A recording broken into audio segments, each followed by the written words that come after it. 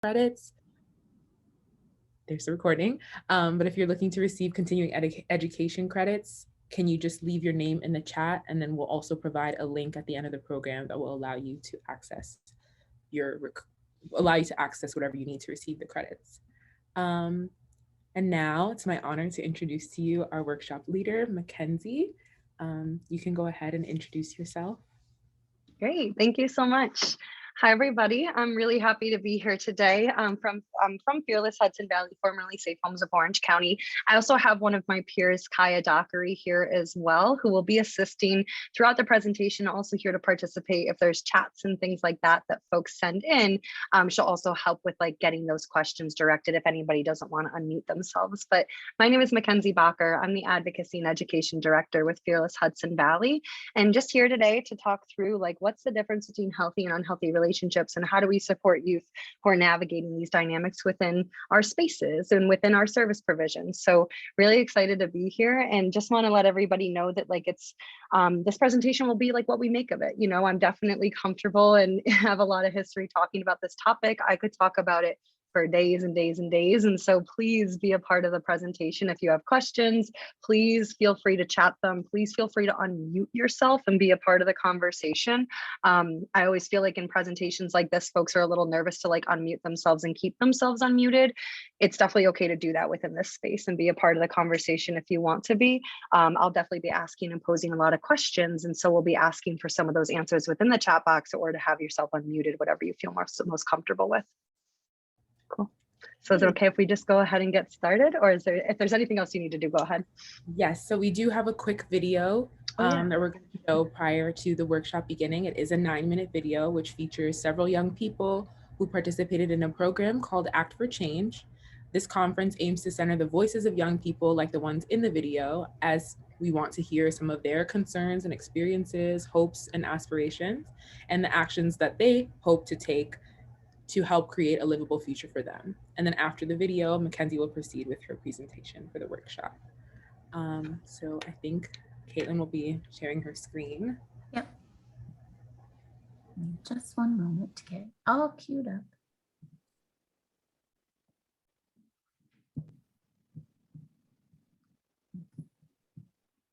This is a coordinated activity happening across this nation. And so we are in a state of emergency. Black people are dying in a state of emergency. We cannot look at this as an isolated incident.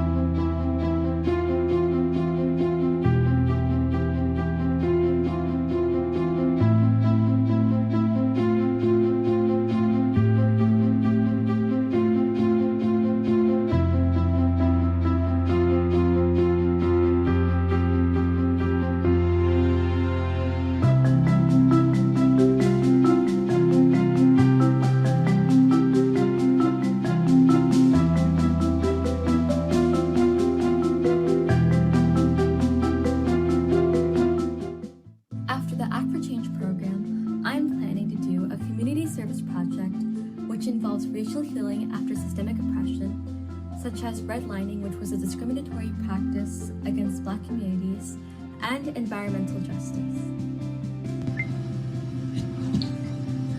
So I was asked the question of what's next for me.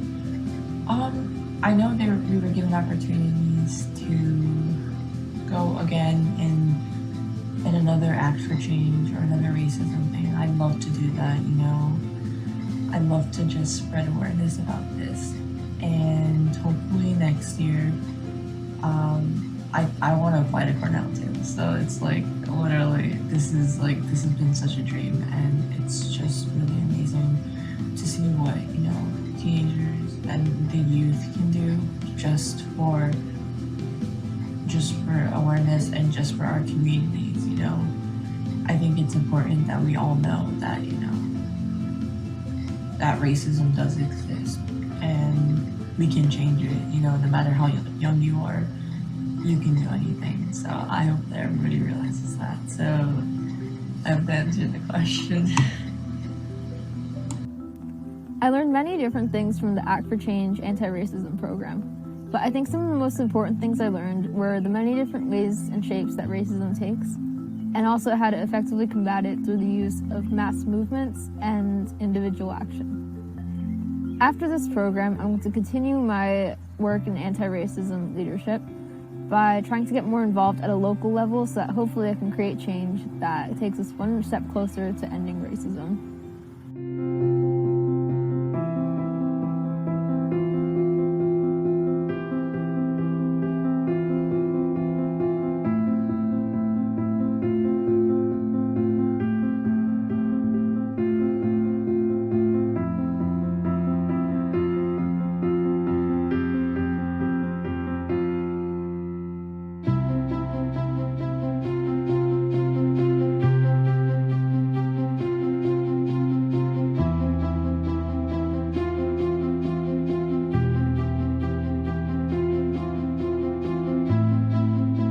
Over the course of the Act for Change program, I've learned just how deep racism goes and how many things it affects. There are so many parts of our system that is built on racism and slavery, but now it's time to take action. It's time to use our knowledge on how to interact with situations where someone's being harassed and how to create a movement to help others educate themselves on their personal biases, and most importantly, uplift POC voices and stories, raising awareness for the current movements that are already happening all across the nation. I've learned how important it is to act for change. Hi, I'm Olivia Kelly, and one thing that I learned from the Act for Change program is that big impacts can be made if a lot of people come together and stick together and work together. And one thing that I'm going to continue doing after the Act for Change program ends is advocating for racial equality on the Instagram account. And I encourage others to continue posting on there as well and taking part in that.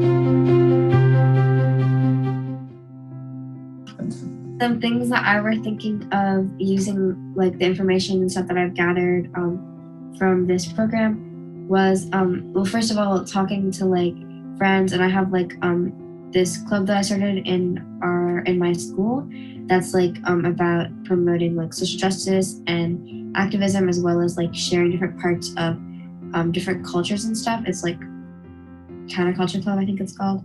Anyways, so I was thinking of like using some of the cool things that I've learned here to like help develop like presentations and stuff to help educate other people. I hope that I could educate myself more, but not only myself, more like my peers and my family, so that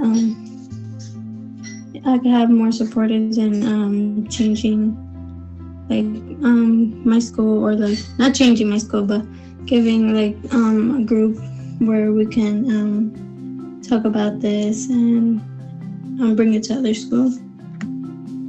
Well, what I'll do in the future is the knowledge that I've learned from this, I'll try my best to share it with others. And I would also take this as a great learning opportunity to do more things into learning about racism and the system and all that stuff, and like find more like deeper research upon this all, because learning about this has been like a really great eye-opener for me. After this, I want to be able to use what I've learned through these 2 cohorts and be able to use it in everyday life, which I have been using, and I just want to like use my knowledge and be able to share my knowledge and be able to persuade people that racism is real and racism is still happening after all these years. And people might not believe me, but after these programs, I just think like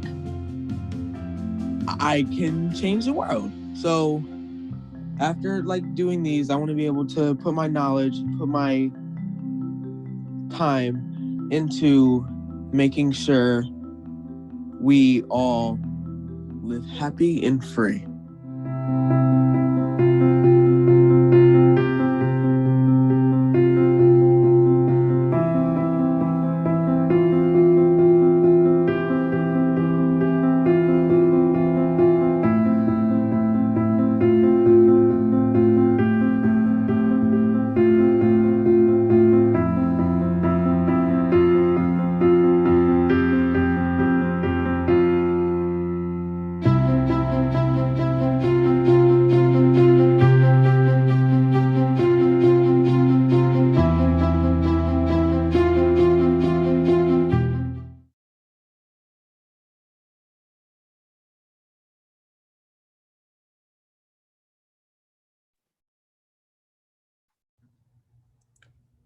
It was great to hear the voices of these young people. And if you'd like to learn more about the Act for Youth program, you can indicate that in the evaluation that we'll post at the end of the session. And now I will pass it over to Mackenzie, who's going to share how her work supports youth and what they have expressed. Great. Thanks so much. I just want to share that I really appreciate that video as a little bit of a precursor to what we're going to go into today, knowing that we're going to talk about teen dating violence, and we're going to talk about supporting youth and healthy relationships. And I think it's an important starting point to know that domestic violence and teen dating violence don't happen within a vacuum within our society, right? So these things happen on top of experiences of racism, sexism, homophobia, ableism, all of those other isms that exist in our society.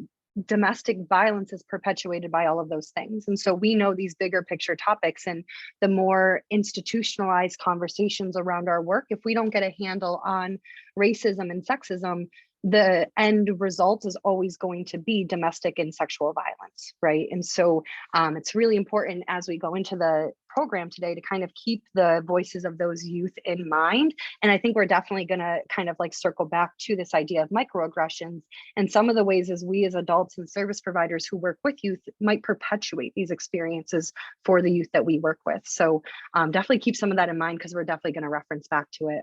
So perfect that I didn't even have to come prepared with a video, and that so well supports the work that we're going to do today. I'm going to share my screen just so everybody can see the information we're going to work with today. I don't rely too heavily on PowerPoints. It'll definitely be more of a conversation with everybody, but just so everybody can have all the information. And again, I believe that Caitlin said these will be shared after the program as well. So this can definitely be accessible to everybody as you need it. Sorry, just give me 1 second. Just need to make sure I can share there we go.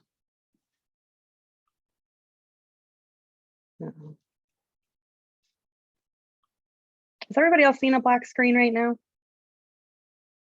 Okay, let me just stop the share really quick. I just did it, so I'm just wondering why that's happening. Give me just 1 second, I apologize.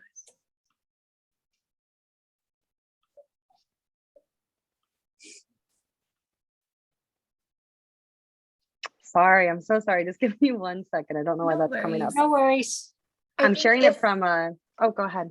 If folks want, while Mackenzie sorts out the share, if you want to just introduce yourselves in the chat, that might be helpful as well, and where you're coming from, so that we have an idea of who's in this space with us.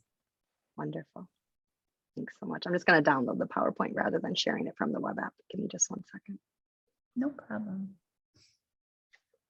If we have learned anything in this time, we've all had these moments of technical difficulties. Right? I'm like, I just shared it with somebody before now too. So There we go. Okay.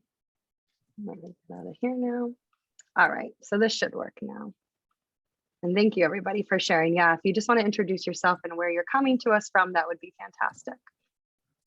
All right, let's do this now. All right.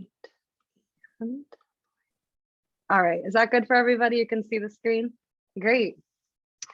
So what I'm going to ask for everybody first, you can either do this via the chat box, and I will open up the chat right now. What I want to know from folks is if you can see my chat if I open it. Kaya, I'll need your help with that one. So if you can read off the chats as we get them, I just can't see them from my screen share. So what I want to start with is today we're going to go into a conversation about like healthy and unhealthy relationships, identifying some red flags around unhealthy relationships and how youth might experience that, and then going into, you know, what are expectations of how we establish healthy relationships and how do we support youth with identifying those factors. But the first thing I want us to all kind of process through and think about to get us kind of dialoguing with each other is the question of like, where did we learn about relationships, right? So we're, most of us adults now, having engaged in many relationships throughout our lives. When you think back to it, what are your first memories of engaging in relationships, and who were those individuals that you were engaging in relationships with? If you remember like your first instances, right? Like, how did we learn about relationships and who did we learn about them from? That's my question. So feel free to answer via the chat and Kaya will read some of those out for us. Or if you'd like to unmute yourself, you're more than welcome and invited to unmute yourself and tell us, how did you learn about relationships and who did you learn about relationships from?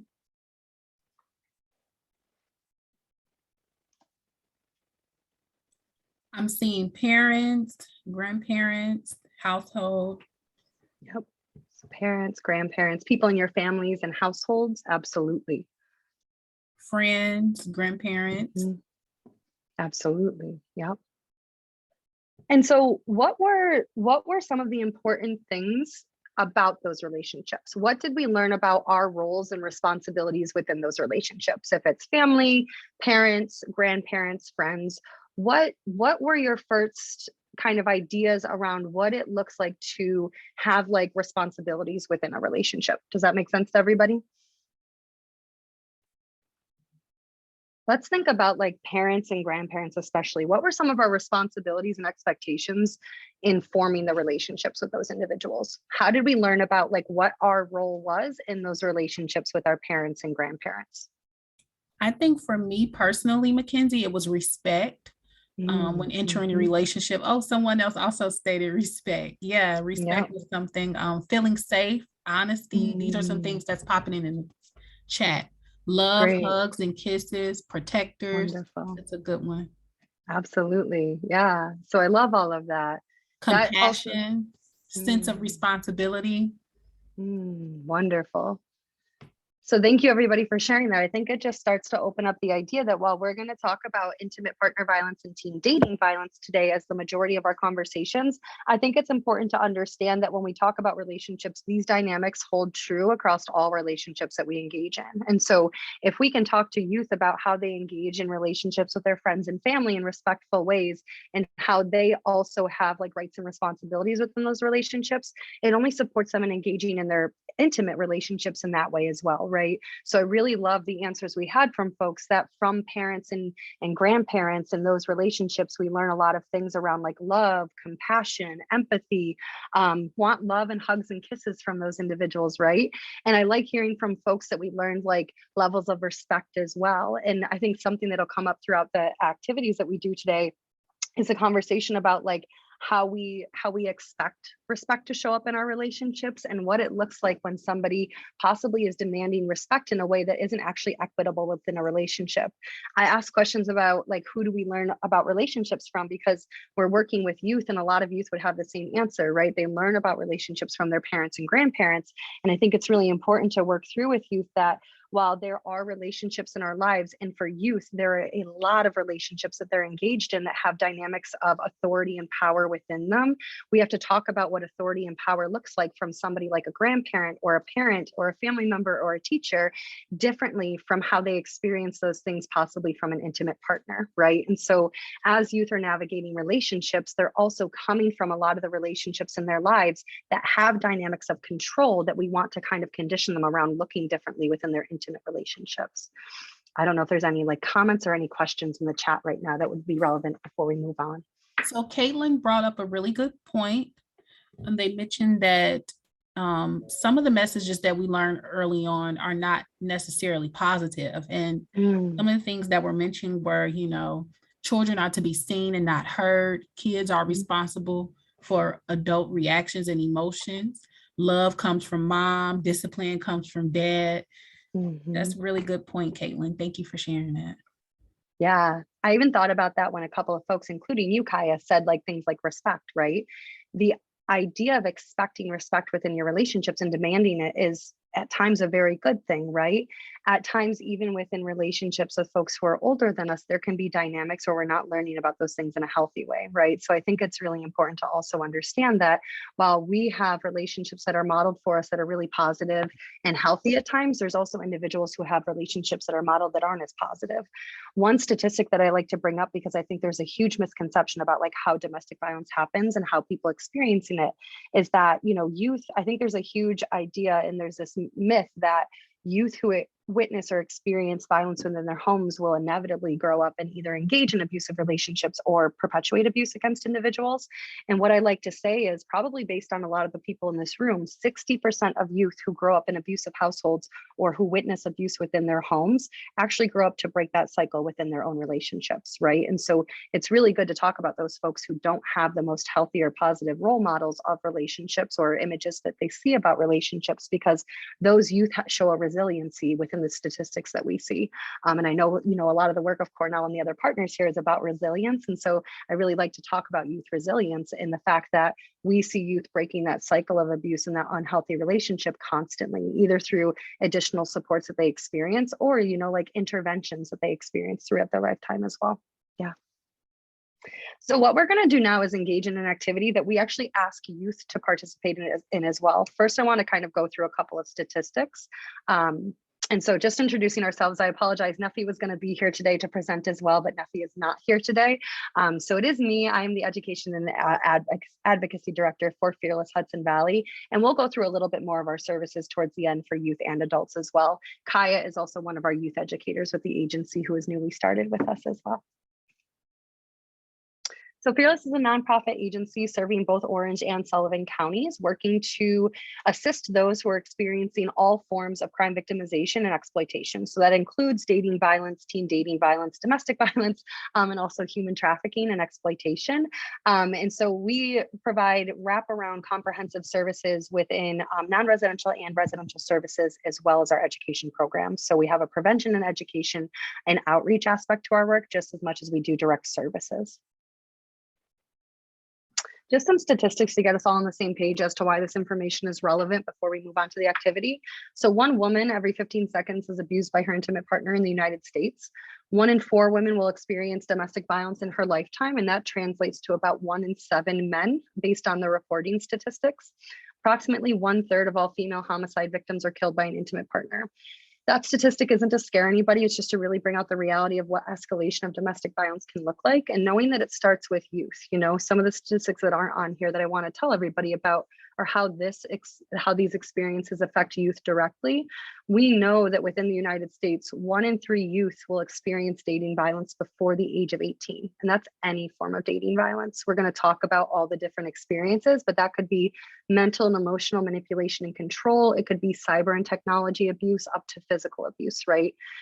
If you were to go on the Center for Disease Control website and kind of like check into how is something considered an epidemic within our society, it is if more than 1 in 4 people experience it. So 1 in 3 individuals experiencing intimate partner violence before the age of 18 is an epidemic happening to our youth here in the United States. Some Orange County statistics, we go into programs with youth at schools, all different youth serving programs, and we actually conduct like surveys at the end of our workshops, which generate statistics for us within Orange and Sullivan counties. And so across the youth that we're working with in both of these counties, we have 57% of those youth reporting to us that they're identifying teen dating violence within their communities. So that's over half of youth within Orange and Sullivan counties identifying that they see these forms of domestic violence in their schools, in their spaces, in the youth communities that they're a part of. And that can be any form of dating violence. It can be physical, emotional, financial, and they're seeing the signs of those abuses. And over 90% of these youth, after participating in a workshop with Fearless, feel more confident in accessing resources if they were to see or need to give resources to somebody who's experiencing dating violence. So they feel more confident identifying the warning signs of unhealthy relationships, and they feel more confident connecting to resources, whether that be an adult within their space who can get them connected to services or Fearless itself. And so that's actually just coming from all of the youth that we work with within our programs. Are there any questions or comments? Yeah, go ahead. I just wanted to share that Melinda made a good point in the chat.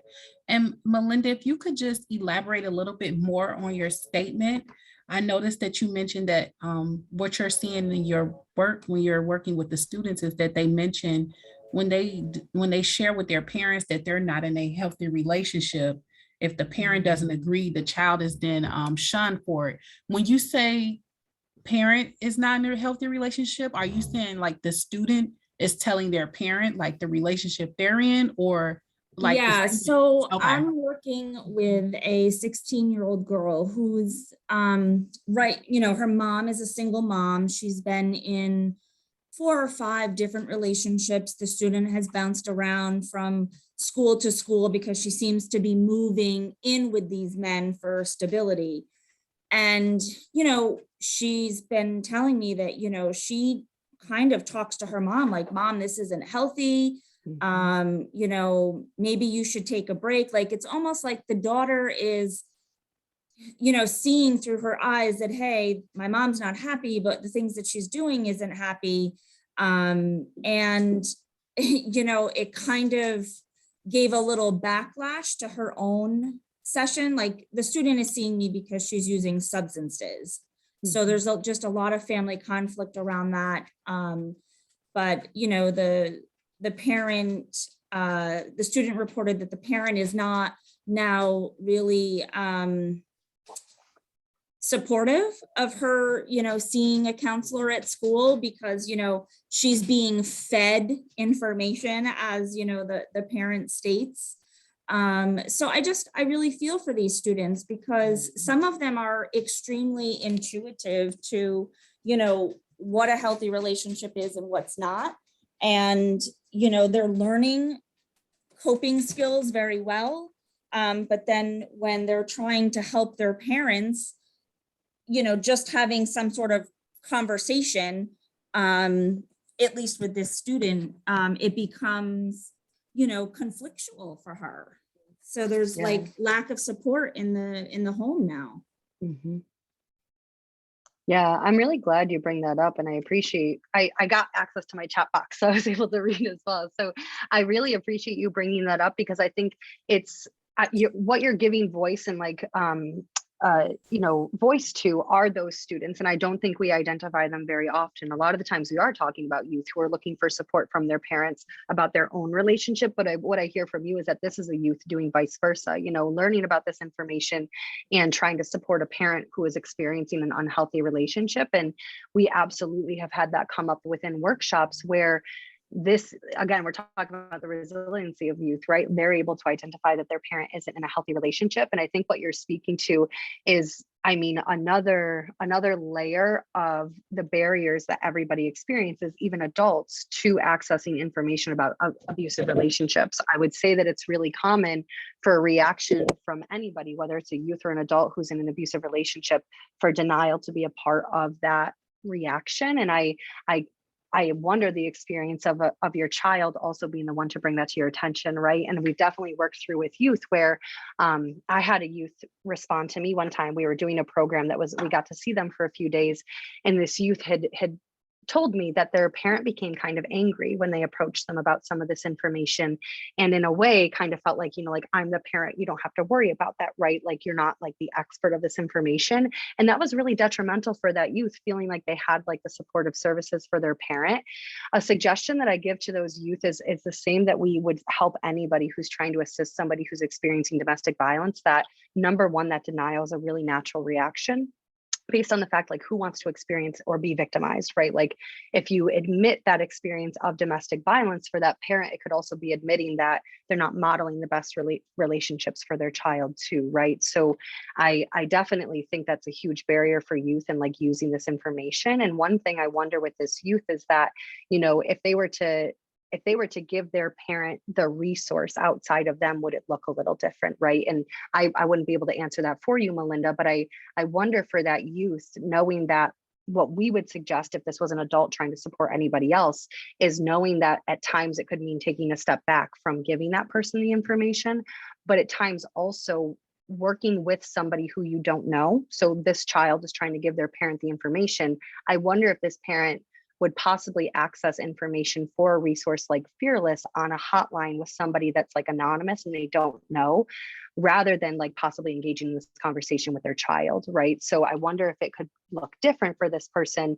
The response could be the same from their parent, but if they were to approach them also with a resource, right? Like, I see this, I hear this, and I want to let you know I'm identifying it. And then here's a resource that I could give you if they're willing to take that information, like, does that make sense as well? But I understand that it still might be a barrier for this youth. Yeah, absolutely. And, I asked the student, because I saw her yesterday, and I asked her, do you want to do a family session with mom? That's something that we could, maybe explore together, so that she's in the room, she's hearing what you're saying, hearing the validation, and then, talking about the resources. She did take, the hotline number for Dutchess County Home, because we have them all over the place, and she's like, I don't know if my mom will use it, but she's going to put it on her refrigerator as a magnet, but she loves her mom. She has a younger brother,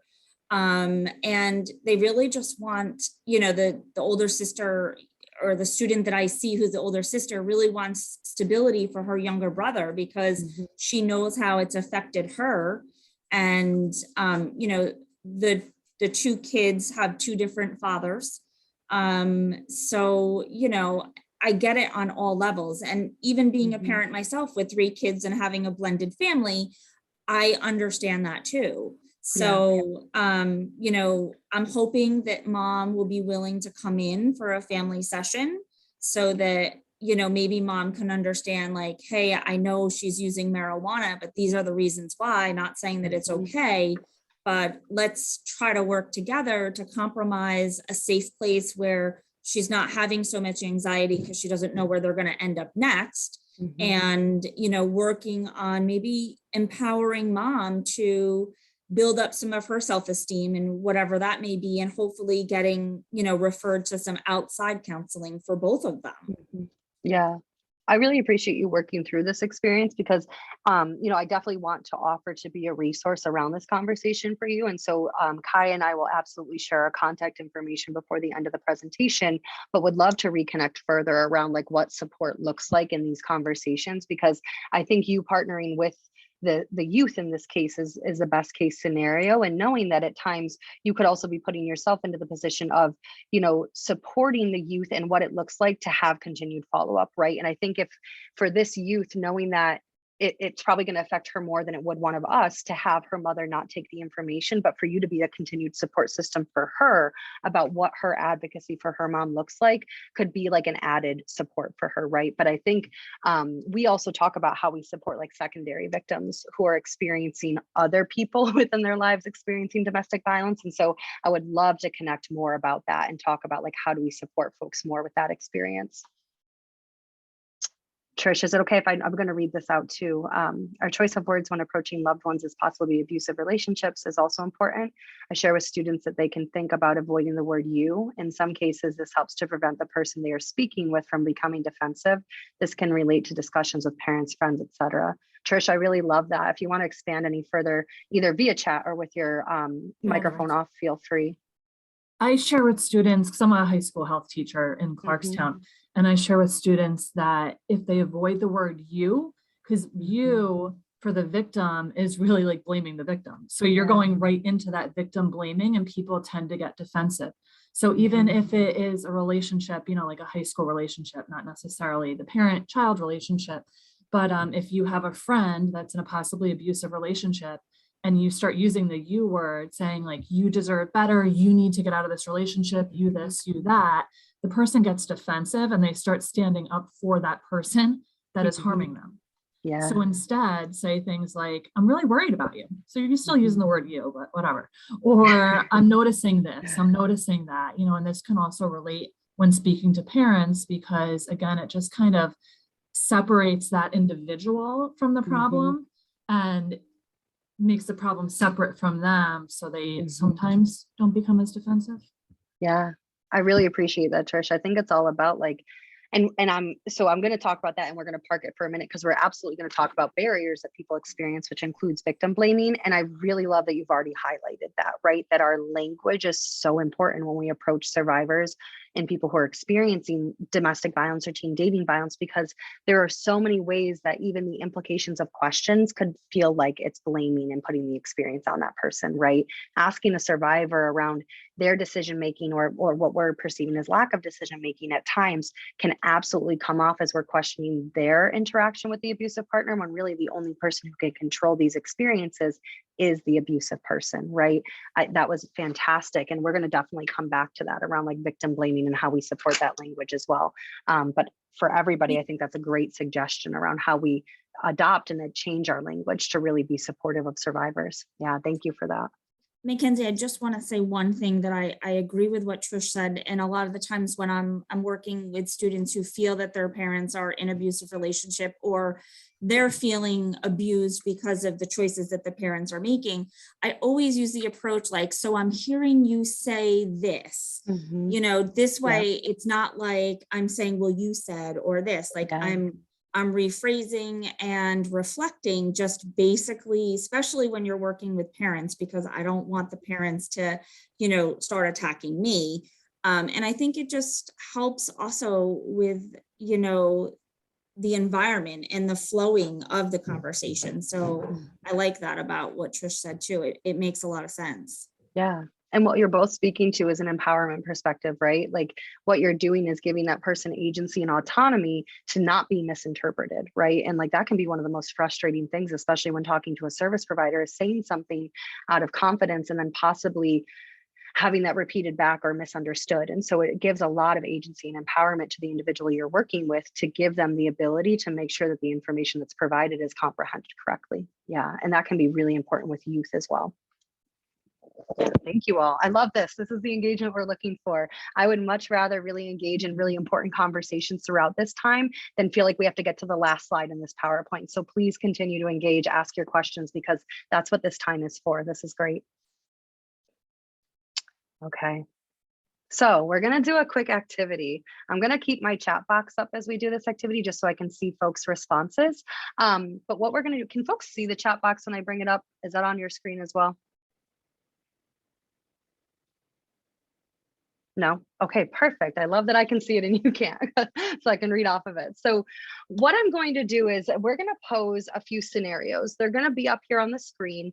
What I'm really going to compel everybody to do as we do these scenarios is you're going to have to decide, would this be healthy or unhealthy for you in a relationship? So it's going to be a very brief sentence. There's going to be a lot of subjectivity to these scenarios.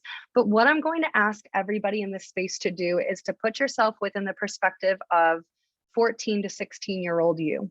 And so that might be different. I know technology didn't exist in the way it does today when I was 14 to 16. And so have to pretend that we had access to some of these things.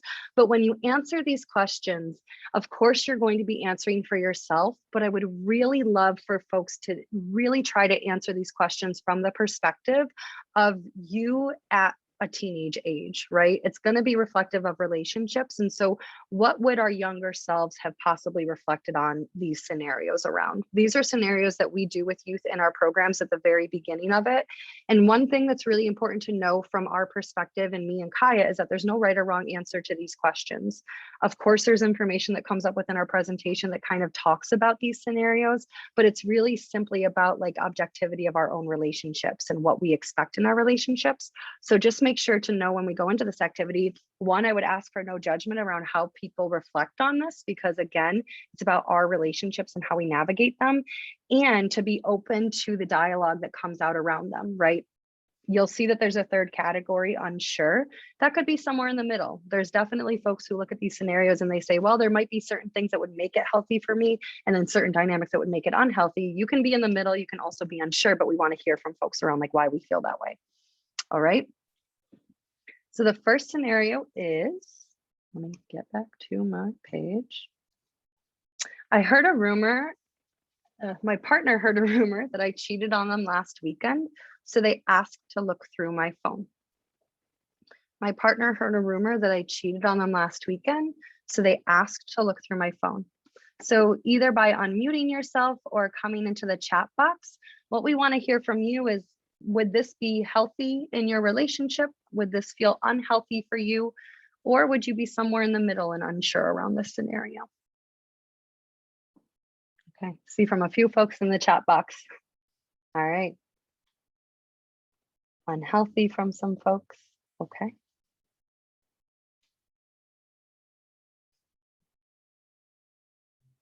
All right. I guess I'm thinking of my teenage self, Mackenzie, and I probably would feel unsure. I love that. Do you want to go into would, why you would feel unsure? I would probably feel unsure because, you know, I'm in a relationship. I'm thinking that, you know, this is a person that I trust. This person would never hurt me or harm me. And they're asking, you know, I would look at it as like, well, at least they asked and they didn't just take my phone. So that's the teenage me, but the adult me, of course, is unhealthy. Yeah, and I want to agree with that, because, you know, when I think about being 16 or 17 in a relationship, I have nothing to hide, like, you know, and you're building that trusting relationship with that person.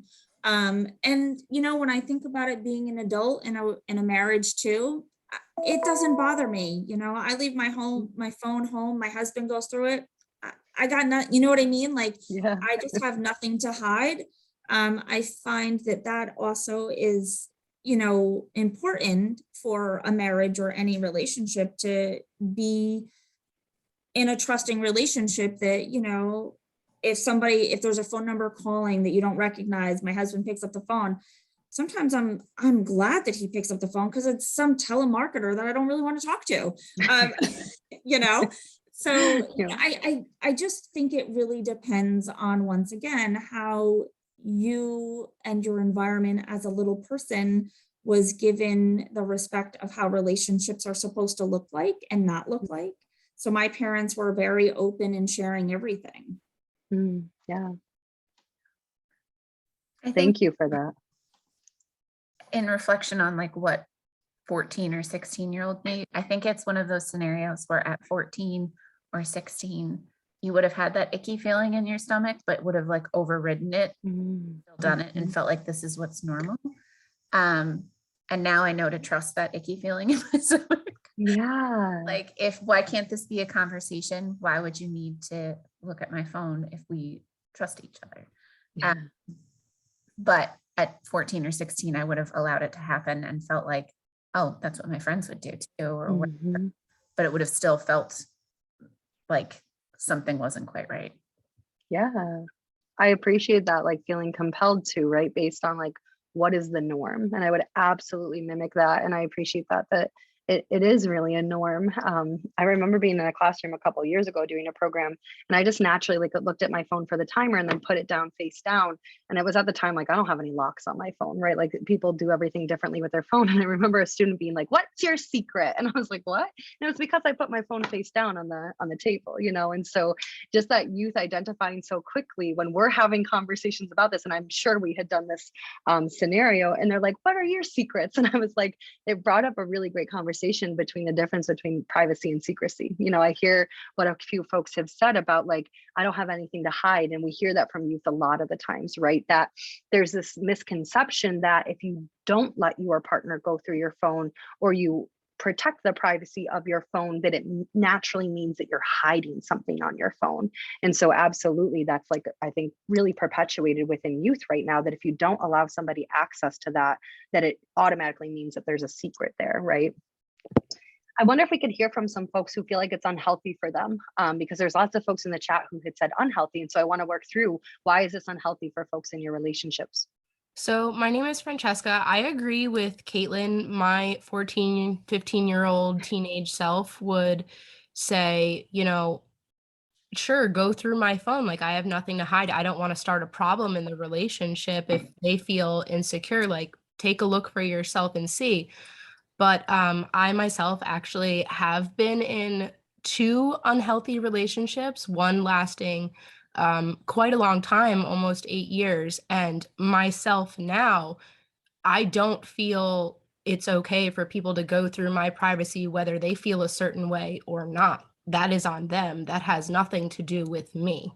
Mm-hmm. So I personally now think it's unhealthy, and I'm in a healthy relationship for 3 years now, and my boyfriend and I, you know, we have passwords on our phone, you know, the locks and stuff, but we have little kids, and there's things in our phone that they shouldn't be seeing. So now there's just like I guess like a common ground where we just don't feel the need to go through each other's private stuff. If there's something we need to share, then we then go ahead and share that. Yeah. That was Francesca, right? Yes. Yeah.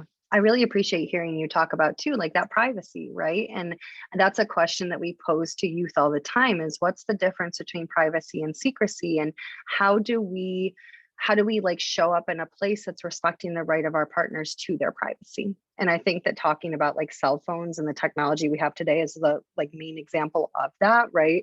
I remember when iPhones first started doing the thumbprint, there were conversations in classrooms about your partner having to have their thumbprint saved on your phone, right? And like what ensues if you don't allow your partner to have their thumbprint on the phone, and now like the Face ID and having your partner's Face ID on the phone.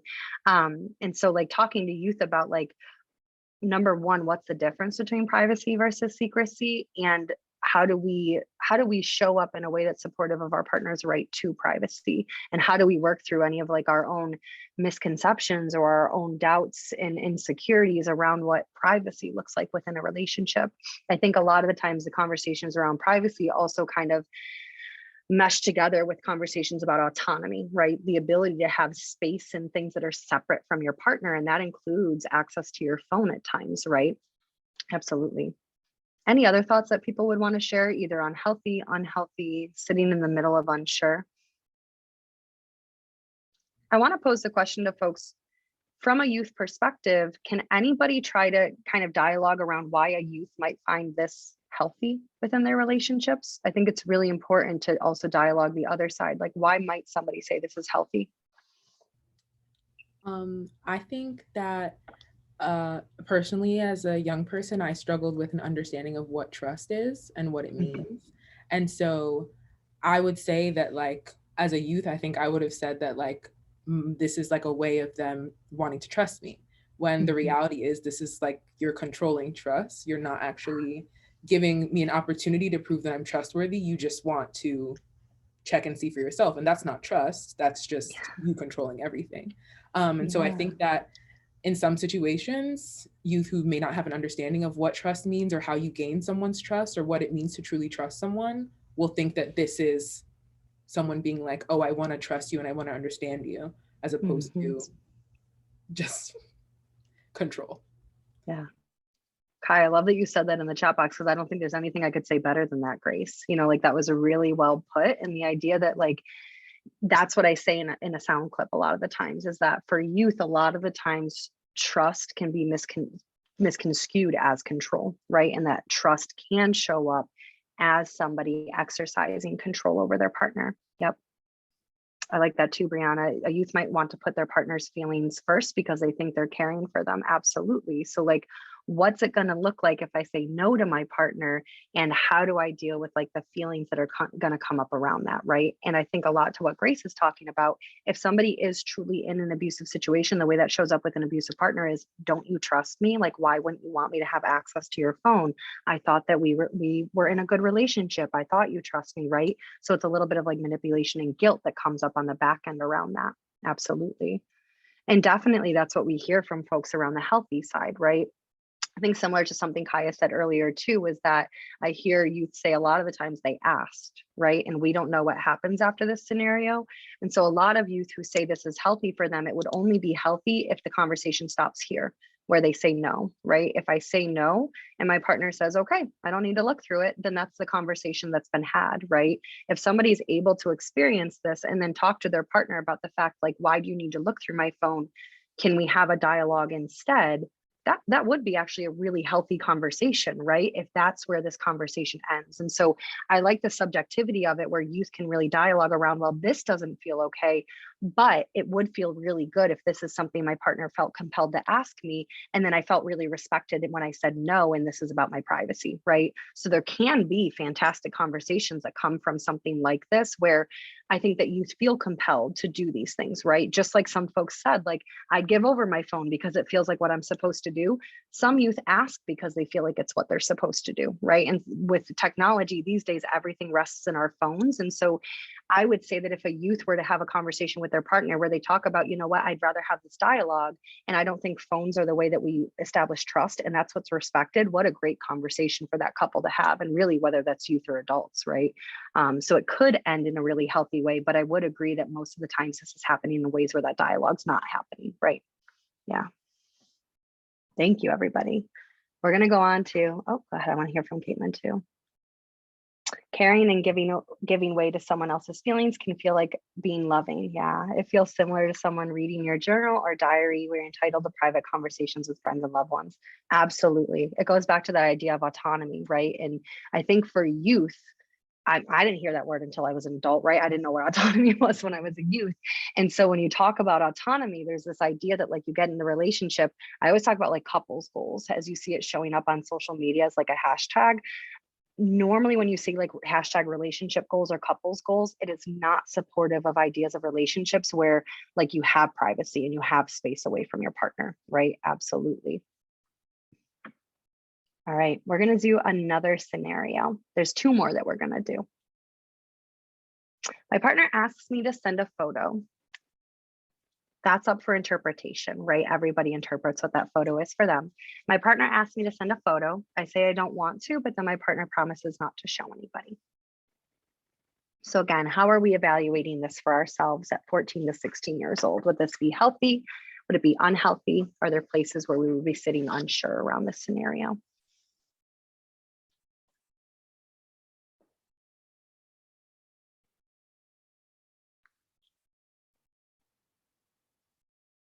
Seeing some folks in the chat. If you're more prone to taking your, ooh, sorry, I gotta go back. If you also want to unmute to dialogue around it, please feel free to share your thoughts, okay? I just want to say, this is Melinda again, that it would be unhealthy. But then again, we're not living in the day that our children are living in, where social media is, you know, exploiting our adolescents. And, you know, so the 14-year-old in me would say, yes, it's unhealthy to do it if we're talking in today's world, because in a blink of an eye, there could be an argument, you break up with the person, they're blasting it all over social media, Facebook, Snapchat, TikTok, you know, wherever they can post it. You know, back in my day, I mean, we didn't really have phones to send messages or pictures to, you know, it would be on a camera and you'd get it developed and then you hide them. Yeah. So I think that's my choice being 14 then, and then now 14 today. Thank you. I appreciate that. Yeah. How about other folks? Anybody want to come off mute and just talk about their thoughts? And we'll also go through what's in the chat. I said unhealthy because if I told you that, if I said no, then you as a partner, you should know that like, this is something that's making me feel uncomfortable. So the fact that you have to be like, I promise I want, it would just make me feel even more uncomfortable because it's just like, I said I didn't want to do it initially. So like, I would feel like my partner is now trying to convince me like, I'm not going to do it. And it's, I don't know, that something about that makes me feel uncomfortable. Yeah. I appreciate that perspective, Kaya, that the no happened. And then what comes afterwards when they say they promise not to show anyone can feel like and show up like continued coercion, continued pressure to continue to send the photo, and can feel like it's not respected when you said that no. Yeah, definitely. I'm going to kind of go through the chat too. I see folks saying unhealthy, unsure. Unhealthy from Trish but kids may say unsure because their partner asked. I love that point, Trish. And that is something that actually just came up at BOCES the other day when we were there. We posed this scenario and there was a youth who was somewhere in the middle because they felt uncomfortable with the question, but they didn't think that the question was just unhealthy to ask, right? And so, feeling like there could be pressure around the scenario, but feeling unsure because their partner asked and they said, I have the ability to say no, right? And so this was somebody who probably within their relationships has had the ability to say no to their partner and has navigated saying no.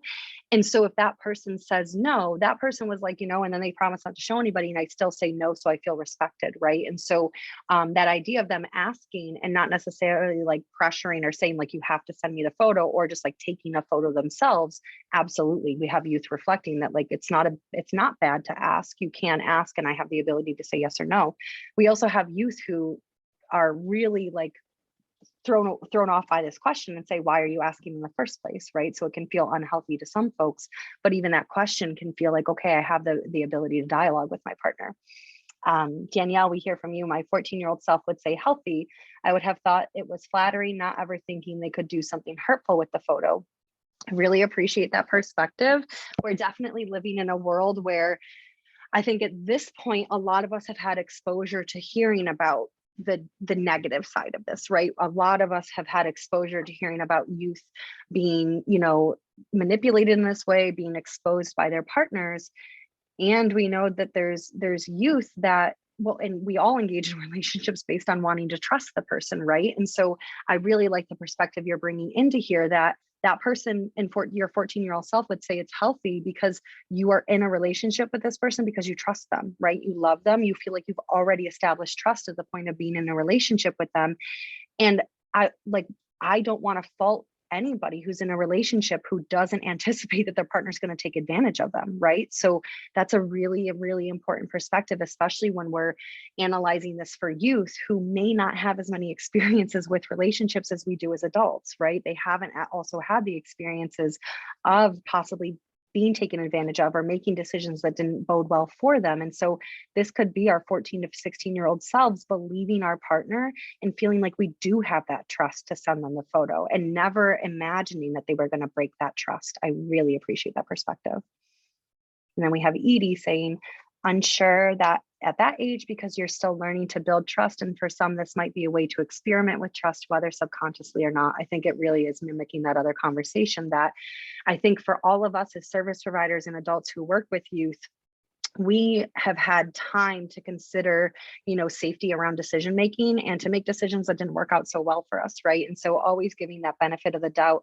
to youth that they're in a relationship with somebody because they love them and they believe they can trust them, right? And I think from what a lot of folks have already said, and I think it goes back to what Grace had said about the previous one, like you need to learn what it means to establish trust and you need time to do that, right? I've also had youth say that if this happened very early on in the relationship, it would feel differently than if it had happened if they've been with this person for a little while, right? And so like them dialoguing around how they know when they have established trust with somebody.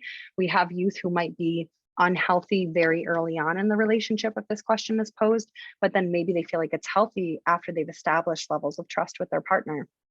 I think as service providers, as we move forward and talking about how we support youth who are going through these experiences, what's really important to me, and I would say a lot of the times when we're showing up in spaces to support this happening, whether it's in schools or a culture that's been having this happen, where like young women or men are being exposed, it's really important to always hold accountability for the person who's breaking the trust, right? And I think as adults and service providers, the way that we support youth is not saying you shouldn't have done that. It's about identifying how awful it was to have your trust broken in that way, right? And I think that teaches youth who have been vulnerable in that way to establish safety behaviors around how they establish trust with people, but not to blame them, right? We talked about victim blaming a little earlier, and all the blame should be placed back on that person who broke the trust. We know why somebody sends a photo. What I want to question is, why did you expose that person? Why did you share the photo? Why didn't that stay private between the two of you?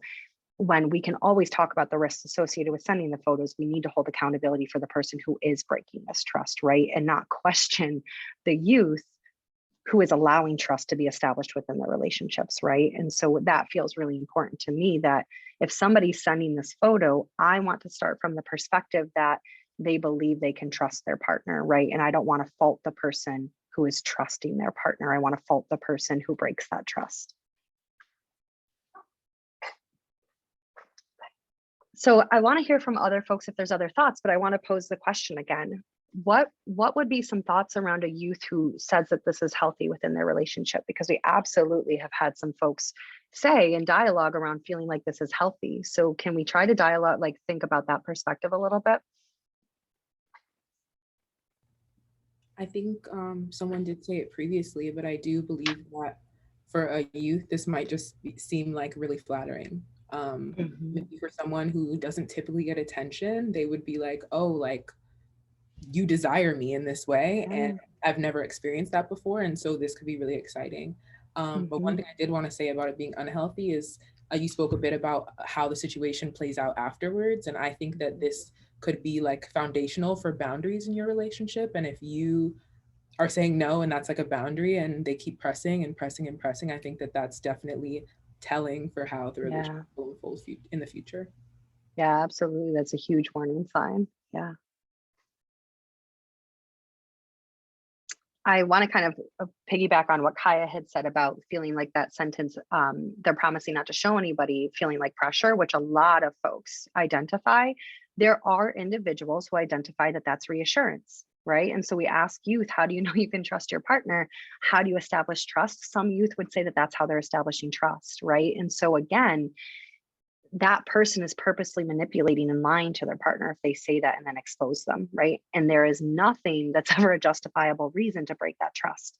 And so that idea that this is healthy because my partner is reassuring me, right? They asked me, I could say no again after this and not be like pervasive and perpetuated in the way that they're asking. So if I'm able to say no and they respect that, I could see them promising not to show anybody as a way that I'm establishing trust with them and them just reassuring me, right? Of course, we have other folks on the other end that say, why do you got to say that, right? If you're going to say you don't have to show anybody, that's a red flag in my mind. Like, why would that even be a thought, right? So there's a lot of dialogue that happens on both sides of it, but I think important to hear that youth are saying that could either feel like pressure or it could also feel like reassurance to some folks. And again, identifying like the safety behavior around what does it look like if that person backs out on that, right? What does it look like if that person isn't actually establishing trust when they say that? Yeah. Also, Mackenzie, I would just like to add, a lot of times that when I've seen this played out, during the time, you know, the youth would state that they were on good terms with their partner and they did trust each other. But when they get on bad terms, this photo goes out as like a retaliation, you know, as a way to get back to that person. So I do agree with what you said. A lot of times it's quick for us to ask the victim, you know, why did you send the photo in the first place? But really we should be asking the person, why did they do that to that person? Especially when this person trusts you enough to receive the photo. So I've seen this happen a lot of times with youth, and usually it's in the case where they broke up and the partner is mad and now they feel like they need to expose. Yeah. So I did have another one, just based on our time. I'm going to kind of like skip through it. So we're going to skip the next one, but just thought I'd like show you at least what it is. My partner always orders for me when we go out to eat, insisting that I don't branch out enough and that I need to try new things. We dialogue around this with youth sometimes too, because this at times could be seen as like a nice behavior, right? Like just trying to make sure that like I try new things and like ordering things that they think I'll like, right? So what could be like the warning signs of this type of behavior, and how could somebody kind of sugarcoat this behavior as well, to make it seem as though it's like a supportive behavior, which it could be, but it also could be a warning sign of somebody trying to like gain control in some small ways. So one that we'll dialogue around with youth as well when doing this activity. So we're going to really start dialoguing around like the topic overall. I think we've been hinting at it. We've talked about a lot of examples of it through these, but I want to hear from everybody. When you hear the term domestic violence, what comes to mind for you? Like, how do you define domestic violence, or what is it that like is most prevalent in your mind when you hear that term? Even if it's like what comes to mind first, what do you think of when you hear domestic violence? And, you know, alternatively could be, what do you think of when you hear teen dating violence? So from Caitlin, we've got power and control. What are some other things folks think of, or what comes to mind first? Physical and emotional abuse, physical, emotional, and sexual abuse. Yep. Other thoughts at all? Yeah, so it sounds like a lot of folks, what comes to mind first is abuse. Susan Riker, thank you, pain. So thinking about abuse and all the different ways that it happens, absolutely. So I appreciate the folks who highlighted different examples. There's physical, emotional, sexual abuse. It's actually 6 categories of abuse that we kind of like define them within, that we're going to talk about in a minute. And important to know that like all of these behaviors, while somebody can experience all or one of them, they oftentimes like escalate on each other, right? And so we know that folks oftentimes won't, I always say to youth, it's not like you're going to go out on your first date, get hit in the face and get called a bitch and go back for the second date, right? That's not how domestic violence shows up within people's experiences. And so really important to know, like, how would the first warning signs of an abusive relationship show up, and how do they possibly like perpetuate and escalate on top of each other? I really appreciate Caitlin talking about power and control, because behind all of these behaviors, what's at the core of it? It's about somebody having control over their partner, right?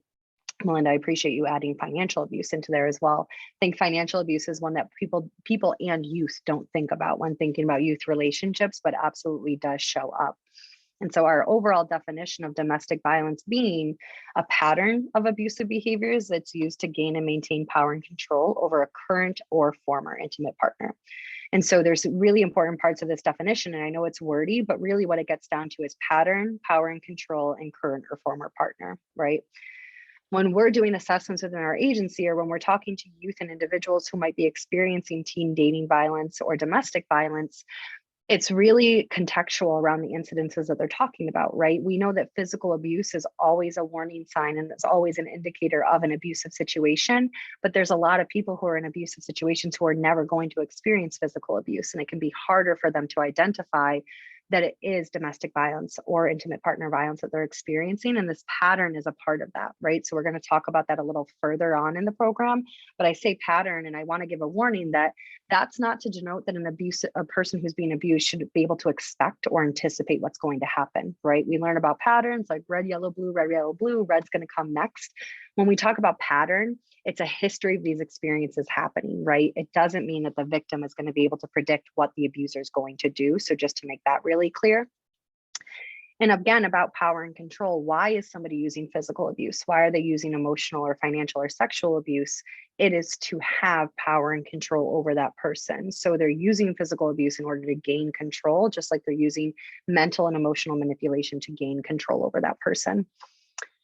We talked a little bit about victim blaming within this presentation. I'm really glad that it's been really prevalent as we've talked, because it's important to know that it's a current or former intimate partner. One of the questions that a lot of survivors get asked once they identify that they're in an abusive relationship is, why don't you leave, or why don't you break up with that person? For youth, I think there's a lot of minimizing that goes on when they identify like negative behaviors, like, oh, just break up with that person.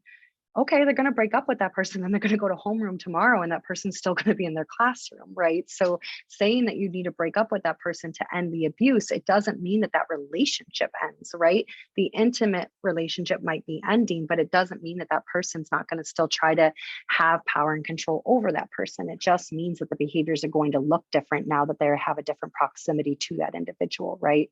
So it's about supporting individuals with these experiences, knowing that telling them to leave or telling them to get distance from that person or saying like it's not a big deal, especially around youth, is not going to change the experience of abuse. It's just going to change what those abusive incidences look like. Any questions or thoughts around that definition at all before we move on?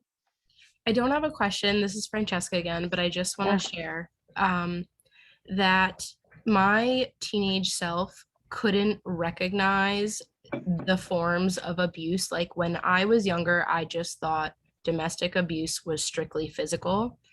And now I'm realizing all these things at almost 30 years old of, you know, the financial abuse, the emotional, the manipulative. So that partner who I was with for 8 years, I ended up having a child with, and we have been struggling in family court for the last 4 years. And he had actually said while we were in a trial, multiple times on the stand, I never hit her though, but I would never lay a hand on her and I would never hit her. And it took me all these years to finally realize everything that I had gone through. Mm-hmm. So I don't think teenagers and especially like really young youth understand this definition. And I think it needs to be brought into schools a lot more than it actually is, because they think it's just strictly physical, and it doesn't start out that way, at least not for me and most people. It doesn't start out just being physical. It leads to that. Mm-hmm. Francesca, I really appreciate that. And I think it's interesting as we like kind of like navigate these as individuals who are now service providers and like we're youth at one point within our own experiences. And I appreciate you saying that, like, I think most people do identify it as physical. I always pose a question, like, why is that? It's because of what we're exposed to, right? If you think about what's reported in the news, if we ever hear about domestic violence in the media, or I mean, if there's a movie created where you're seeing an experience of domestic violence, I mean, I talk about my mom loving that movie enough with Jennifer Lopez. And I know that's not the realistic view of what domestic violence looks like, right? Like that is a really Hollywood version of what domestic violence would look like. But a lot of us grew up with those images, or we grow up in looking at news where the only time we ever hear about the world even paying attention to domestic violence is when it's an experience of physical violence, right? I remember when I first started in this work, it was when the football player Ray Rice had punched his now wife in the elevator that they were in, and like there's a video of it where she was knocked out unconscious after that incident happened. And rather than our society rallying around her in support, the questions that came out after that were like, why did she stay, right? And like that's because nobody understood the experiences that she's having outside of that physical abuse, right? So I think that's a really important thing to say. What I'll also give you is maybe like a little inkling of hope, or maybe just like a little like silver lining, is I started this work with Fearless about 7 years ago and was going into schools and was doing this programming. And I would say that what a shift that has happened when I pose this question to youth is that physical violence isn't always the first thing that comes up. And I would say that youth are really the ones leading the dialogue in it, like kind of dispelling that myth within the classroom before we even get to it, where they're like, it's not just physical, there's emotional abuse that people experience, and they are identifying like mental and emotional manipulation. I think they're still struggling around, you know, like verbal. I think they're struggling around cyber, and I think they're struggling around financial. But they're definitely starting to catch on to the controlling behaviors of also mental and emotional manipulation. I would even say that within this year, this school year starting in September, I cannot tell you how many times I've heard the term gaslighting come up from youth. And that was a term that I had to teach people about when I first started this work. And it's youth who are bringing that term up now. And we're going to talk about what that behavior actually is and how you define it. But I think it's such a silver lining, at least for me, right? As an educator, I hope one day that I won't have a job, right? I hope that, you know, this information gets so widely spread that we don't have to do this type of education. And I agree with you, but I do think there's a silver lining. I am starting to identify that like those behaviors are becoming less and less difficult for youth to identify, definitely. And I think it's because youth mental health is becoming much, much of a larger conversation. Absolutely. That does give me hope. I'm happy to really hear that, because I mean, like I said, I'm going to be 30 and I'm just learning what the word gaslighting means. Like I'm finally looking into all these things to help myself cope and get past my trauma. And I'm just learning all this now. Yeah. Yeah, I appreciate it. Sometimes I feel like it can be a little embarrassing as the presenter, where sometimes I feel like I'm a little behind in a presentation, and I'll just own it in front of youth. And I'll be like, you know what, you're a little bit more of the experts on this one than I am, and ask for them to like really elicit those examples. So I think giving that agency sometimes within those spaces is really important. I would say that, yeah, youth are definitely doing a great job of defining those behaviors and even like identifying what manipulation looks like outside of gaslighting. Yeah.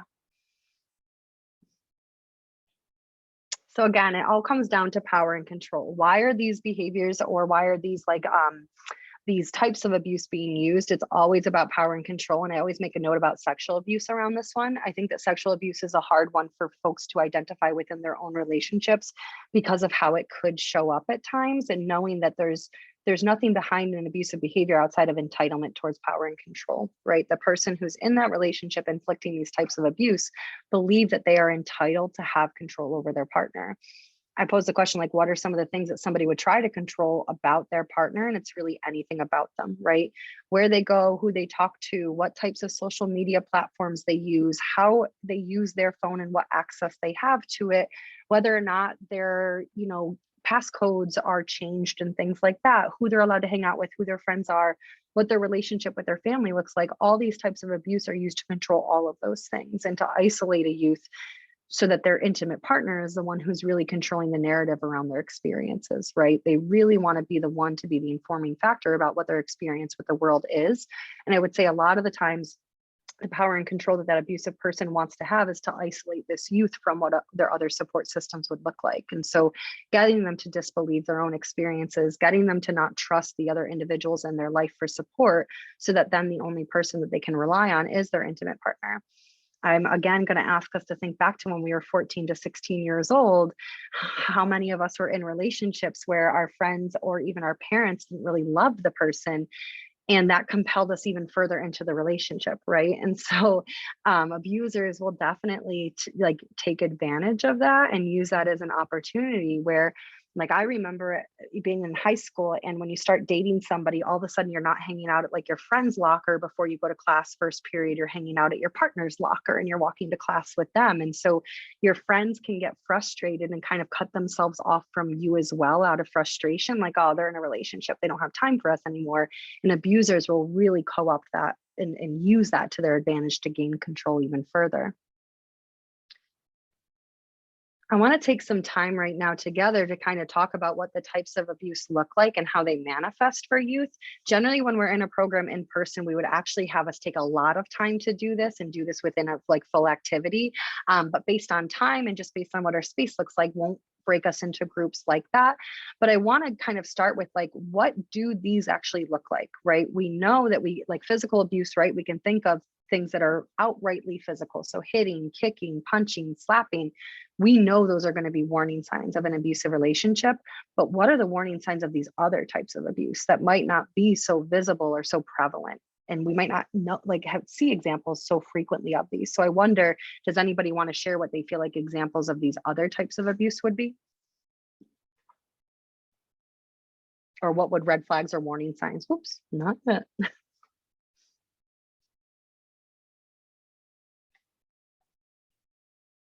Maybe starting with mental and emotional abuse. What would be a warning sign of mental and emotional abuse?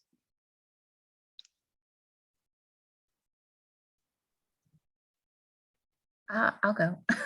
I think just undercutting the validity of your feelings or your right to feel or react a certain way to something. Mm-hmm. So anything that says you're being paranoid, that's crazy, you're overreacting, you're dramatic, all of that kind of stuff can really undermine someone's sense of trusting their own feelings.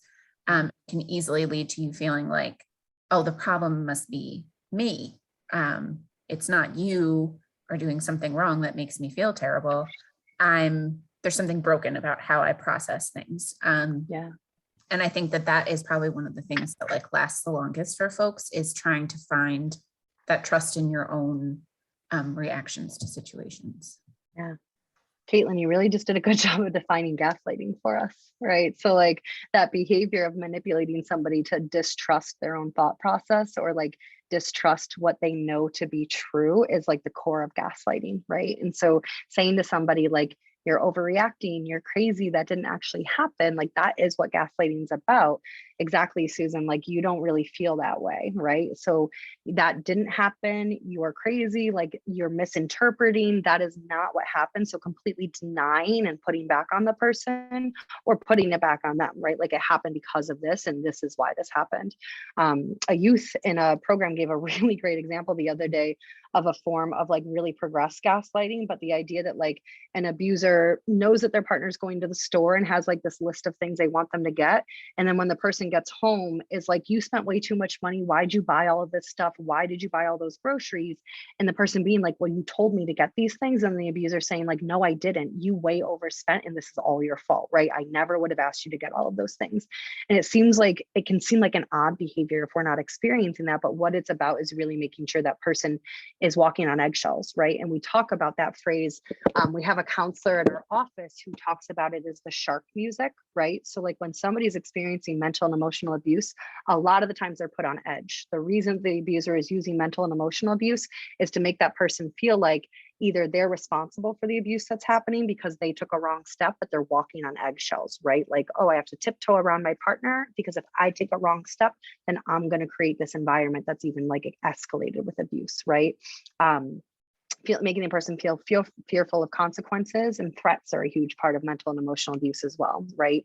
So there's always a threat of like a consequence within that abusive relationship, and that's how that person gets controlled without ever using physical abuse, right? So if there's a threat of leaving, threats of an abuser ever threatening to harm themselves, right? Those are huge things that control a person, where they would never have to experience a threat of physical abuse towards themselves either. Yeah. Thank you for those examples. Yeah, I would say gaslighting, manipulation, and threats are some of the biggest examples of emotional abuse that lead to somebody being controlled. Thinking about financial abuse within youth experiences, one huge thing that we talk about with youth, outside of sharing finances and knowing what adult financial abuse can look like, a big behavior that happens these days within youth relationships is something I call love bombing. And what that is that like within a relationship, either in the beginning or within instances of arguments within the relationship, apologies don't necessarily happen, but gift giving does, right? And so somebody who has harmed their partner, there's been an argument, there's a disagreement, and an abuser shows up in a way where they don't necessarily apologize, but they give a lot of gifts, and that's what's supposed to make everything okay. They spend money on the person, they take them out to dinner, they just start really like giving to that person. So instead of an apology, they are able to just kind of like breeze over it and put up a smoke screen around it to make everything okay again. And then what starts to happen is like, that's not good enough, right? Like, well, oh, is that not good enough? Like, I got you all of this, why are you still upset about that, right? So putting it back on them that here's these financial things I'm doing for you, and now you're going to be accountable for it that you never even asked for in the first place, right? Gift giving is a nice behavior, but I always tell youth, I'm like, my partner shouldn't be showing up on a random day giving me a gift. Like it's not, you don't give gifts in that way, right? Like if I had an argument, I want there to be accountability around the behavior. A gift is nice, but that doesn't mean an apology within that relationship, right? I do want to make a note about technological abuse, because I think it's a huge part of the experiences that youth are having, just knowing that all of these forms of abuse could also show up within cyber abuse, and then technology can be used as a way to perpetuate abuse towards youth, right? So just like we talked about earlier, like demanding access to any of the technology they have, and also knowing that stalking behaviors are really pervasive through technology these days. All the different social media platforms that folks engage in, and even the device themselves, are ways that youth are monitoring and keeping track of each other within relationships, right? So I don't like that you're hanging out with that person. I know you are because you posted a story with them on Instagram the other day, right? That's a monitoring behavior that at times can become really like normalized in our society because of our access to technology. But for youth to really identify that if their partner is constantly commenting on how they're interacting with social media, or, you know, requiring that they have location services on or wanting to know where they are, technology is a really good way of monitoring and stalking a person. And, you know, requirements around that is stalking, right? And I think youth really don't have the skills a lot of the times to actually define that the monitoring behaviors that we sometimes have can really escalate to a stalking behavior. Any questions or thoughts around this, the types of abuse, or, you know, examples that somebody, I know we're coming up to our time, so I'm going to have to jump around, but wondering if folks have any thoughts or questions around these. Okay. I'm going to jump around real quick because there's a conversation. So there's 2 points that I want to make before we really like end today. And so one of them being going back to this idea of the pattern of abuse that we talk about. We talk about a cycle of abuse that I think is really important for anybody who's going to support somebody who's experiencing dating violence or teen dating violence to know. Within, like, I always pose the question to folks, like, what does it look like at the beginning of a relationship normally? And whether it's an abusive relationship or a healthy relationship, I would say that oftentimes the beginning stages of relationships look very, very common, right? The calm phase within this cycle is also known as the honeymoon phase, right? So when we're initially engaging in a relationship, most of us go through the honeymoon phase, and know that that's a time of like calm, right? It's a time where things are really good within our relationships. And within abusive relationships, that calm doesn't stay, right? Calm builds into a tension building phase where that person we talked about is walking on eggshells. So the abuser is creating an environment where the person who's being abused feels like, okay, I have to tiptoe around and I have to not make a wrong move or else something worse is going to happen, right? Then the incident ensues, and that could be any type of abuse. It could be physical abuse. It could be a time where somebody demands access to a phone, exposes somebody's photos that they had sent to them, or even an incident where the person like verbally yells at or threatens their partner, right? So that incident happens where that person knows that something's not going okay. And then it goes back into a reconciliation phase, right?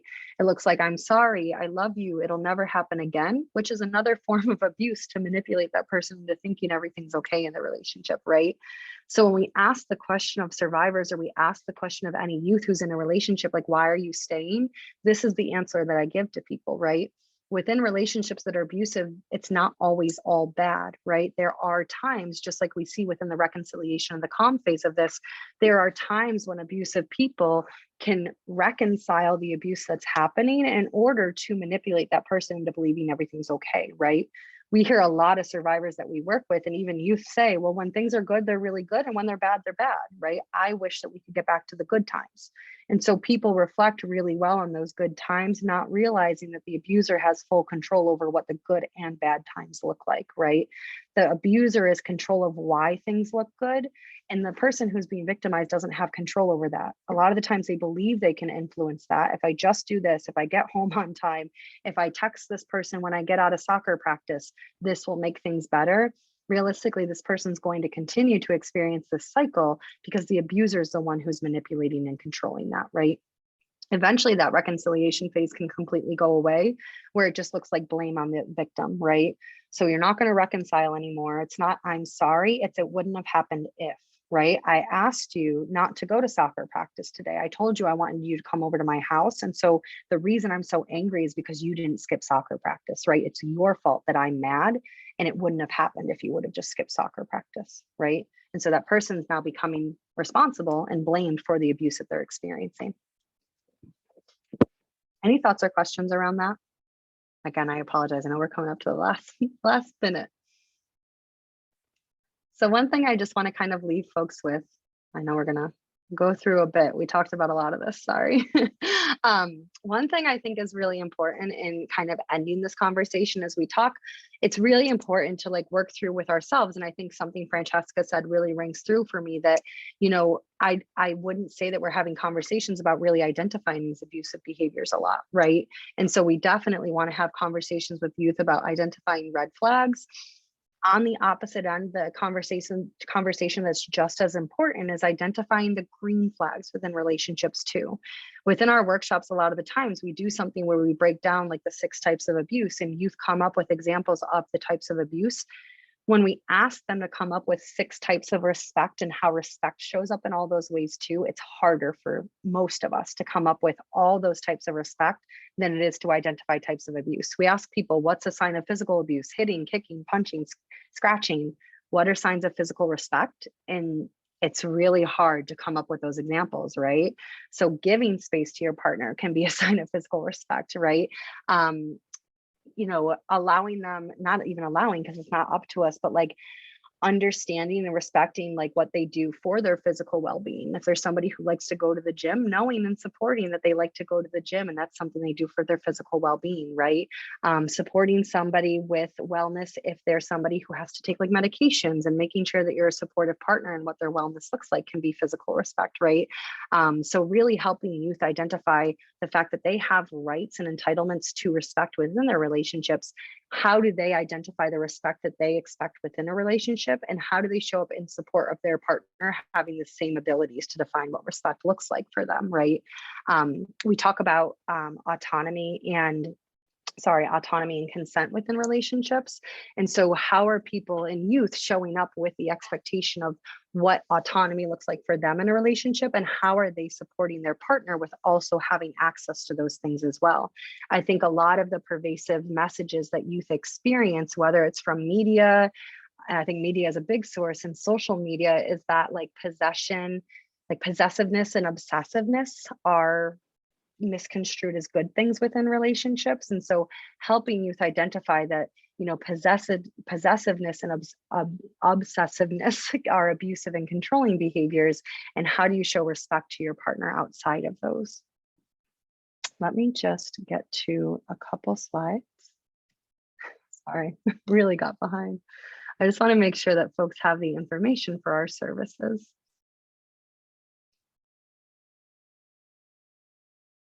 Okay, so what I want to kind of plug for everybody is that like this is really the tip of the iceberg of the conversation. And so if there's anybody looking to get a hold of us after this, I'm going to put our contact information in the chat. I know Kaya linked her email. I'll put it in there as well.